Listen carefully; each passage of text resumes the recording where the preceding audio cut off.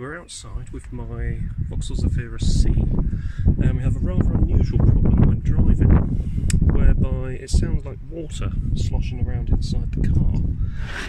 Now, I thought initially it would be the fuel tank, but you don't normally hear that whilst driving, and it's quite well insulated. So on opening the rear passenger door,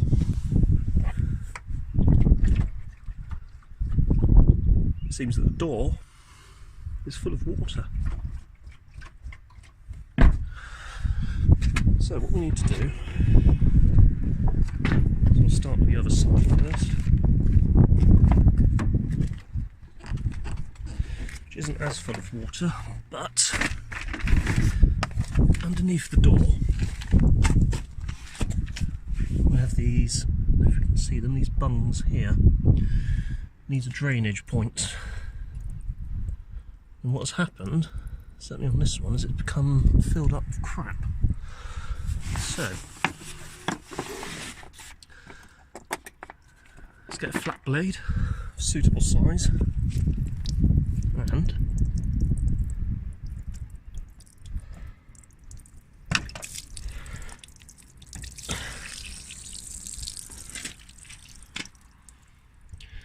remove the rubber bung and let it drain.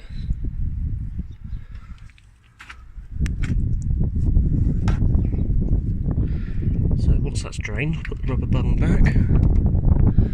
Also, have a look at this front one, pop that out as well. Thankfully, the water is drained out on that side, but you can see what happens. So this becomes blocked, so this flap prevents ingress, or should prevent ingress of dirt. What seems to have happened is it has become blocked on that little grid there. So if we blow that clear, so I've refitted that, and what I'm going to do is to basically just go around the car, each door, pop out the rubber bung on each door and give it a clean, and that should resolve the issue. One thing that it's worth doing once you've got your door rubber bungs unblocked is to have a look at the sill area. So the sill area, which obviously runs underneath the doors, so obviously the sill, has a number of bungs in it, which are basically access points for rust proofing. Pop off one of these and just make sure that the inside of the sill is dry.